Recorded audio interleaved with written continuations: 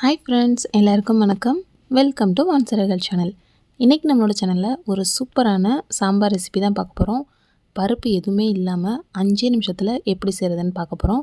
அது போக இந்த சாம்பார் ரெசிபி வச்சு நீங்கள் இட்லி, தோசை, சப்பாத்தி, பூரி, அது போக பொங்கல் எல்லாத்துக்குமே வச்சு சாப்பிட்லாம். டேஸ்ட்டு ரொம்பவே அட்டகாசமாக இருக்கும். ஸோ இப்போ வாங்க நம்ம டைம் வேஸ்ட் பண்ணாமல் வீடியோக்குள்ளே போகலாம். இதுக்கு முதல்ல தாளிப்புக்கு 4 ஸ்பூன் அளவுக்கு நல்லெண்ணெய் தான் எடுத்திருக்கேன். ஸோ எண்ணெய் நல்லா காஞ்சதுக்கப்புறமா இது கூடவே கடுகு மட்டும் சேர்த்துக்கலாம். உளுந்தம்பருப்புலாம் இந்த சாம்பாருக்கு தேவையே இல்லை. கடுகு நல்லா பொரிஞ்சதுக்கப்புறமா மீடியம் சைஸில் 2 பெரிய வெங்காயத்தை இந்த மாதிரி நீல வாக்கில் கட் பண்ணி சேர்த்துருக்கேன். ஸோ இது வந்து நல்லா வதங்கி வரட்டும். வதங்குற வரைக்கும் நம்ம வெயிட் பண்ணலாம்.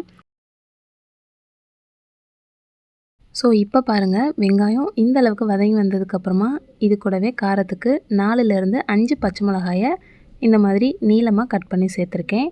அது கூடவே வாசனைக்கு கருவேப்பிலையும் சேர்த்து நல்லா வதக்கி விட்டுறலாம். இந்த சாம்பாரோட ஸ்பெஷல் என்ன அப்படின்னு பார்த்தீங்கன்னா, காரத்துக்கு வந்து நம்ம எந்த ஒரு மிளகாத்தூளுமே வந்து ஆட் பண்ணக்கூடாது.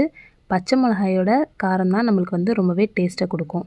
இப்போ இதுவும் வதங்கினதுக்கப்புறமா இது கூடவே நல்ல பழுத்த தக்காளியாக, பெரிய தக்காளியாக இருந்தால் 2 சேர்த்துக்கோங்க. மீடியம் சைஸ்னால் 3 சேர்த்து அது நல்லா வதங்குறதுக்காக கூடவே மஞ்சத்தூளும் கல்லுப்பும் சேர்த்து நல்லா வந்து வதக்கி விட்டுறலாம். இந்த மாதிரி சாம்பார் வைக்கும் போது நம்ம வெங்காயம் தக்காளியை வதக்கும் போது நம்ம ஓப்பன்லேயே வச்சு வதக்கிறத விட ஒரு லிட்டு போட்டு க்ளோஸ் பண்ணி ஒரு நிமிஷத்துலேருந்து 2 நிமிஷம் விட்டோம் அப்படின்னா ரொம்பவே சாஃப்டாக வந்து வதங்கி வந்துடும். ஸோ அதனால் நம்ம வந்து க்ளோஸ் பண்ணி வச்சிடலாம்.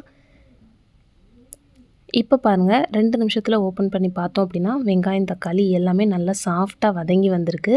ஸோ இந்த அளவுக்கு வந்து நல்லா வதங்கி வந்துடணும். இந்த டைமில் நம்ம இது கூட 3/4 ஸ்பூன் அளவுக்கு கரம் மசாலா சேர்த்துக்கலாம். சேர்த்து அதையுமே வந்து நல்லா வதக்கி விட்டுடலாம். இந்த கரம் மசாலா சாம்பாருக்கு வந்து ரொம்பவே ஒரு சூப்பரான ஃப்ளேவரை கொடுக்கும்.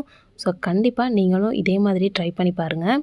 நெக்ஸ்ட்டு வந்து இது கூட இன்னும் சாம்பாரை திக்காக்குறதுக்கு நம்ம வந்து பொட்டுக்கடலை தான் எடுத்திருக்கோம். ஸோ 2 கைப்பிடி அளவுக்கு பொட்டுக்கடலையை நல்லா அந்த மாதிரி அரைச்சி பவுட்ரு பண்ணி எடுத்துக்கோங்க. அதுக்கப்புறமா நம்ம ஒரு கிளாஸ் அளவுக்கு தண்ணி ஆட் பண்ணிவிட்டு நல்லா வந்து இதை கலந்து விட்டுறலாம். ஸோ ஃபஸ்ட்டே வந்து தண்ணி ஆட் பண்ணி அரைக்கணுன்ற அவசியம் இல்லை. தேவைப்பட்டதுன்னா நீங்கள் அரைக்கும் போது கூட தண்ணி ஆட் பண்ணி நல்லா வந்து அரைச்சி எடுத்துக்கலாம். ஸோ இந்த மாதிரி நல்லா கலந்து விட்டதுக்கப்புறமா ஒரு ஃபில்ட்ரு வச்சு நம்ம வந்து வடிகட்டி இந்த கடலை மாவை வந்து சேர்த்துக்கலாம். அதாவது பொட்டுக்கடலை மாவு. இது நல்லா சேர்த்ததுக்கப்புறமா இது கூடவே இன்னும் ஒரு கிளாஸ் அளவுக்கு தண்ணி ஆட் பண்ணி நம்ம அதிலே வந்து ஊற்றினோம் அப்படின்னா நம்மளுக்கு அந்த திப்பியாக இருக்கிறது வந்து அப்படியே ஃபில்ட்ராகி நின்றோம். இது வந்து நம்மளுக்கு தேவையில்லை, வேஸ்ட்டு தான். ஸோ இப்போ இதை வந்து நல்லா கலக்கி பாருங்கள். உங்களுக்கு இன்னுமே நல்லா திக்காக தான் இருக்குது, பார்த்தாலே தெரியும். ஸோ இன்னும் கொதித்து வரும்போது ரொம்ப வந்து கிரேவியாக மாறிடும்.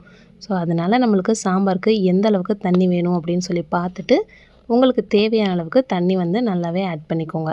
ஏன்னா இது வந்து நல்ல கொழப்பாக தான் வரும் பொட்டுக்கடலை சேர்த்துருக்கறனால. டேஸ்ட்டும் பார்த்திங்க அப்படின்னா அட்டகாசமாக இருக்கும். குழந்தைங்கலேருந்து பெரியவங்க வரைக்கும் ரொம்பவே விரும்பி சாப்பிடுவாங்க. ஸோ இந்த டைமில் நீங்கள் உப்பும் வந்து டேஸ்ட் பண்ணி பார்த்துக்கோங்க. தேவைப்பட்டுச்சு அப்படின்னா உப்பு ஆட் பண்ணிவிட்டு நல்லா ஒரு தடவை கலந்து விட்டுட்டு லிட்டு போட்டு க்ளோஸ் பண்ணி 2 நிமிஷத்துக்கு மீடியம் ஃப்ளேமில் நல்லா வந்து கொதிக்க விட்டுடலாம். இப்போ பாருங்கள், நம்மளுக்கு சாம்பார் நல்லா கொதித்து திக்காக வந்திருக்கு. இதை அப்படியே சுட சுட எடுத்து இட்லி தோசை மேலே ஊற்றி சாப்பிட்டோம் அப்படின்னா அவ்வளோ ஒரு டேஸ்ட்டு அல்டிமேட்டாக இருக்கும்.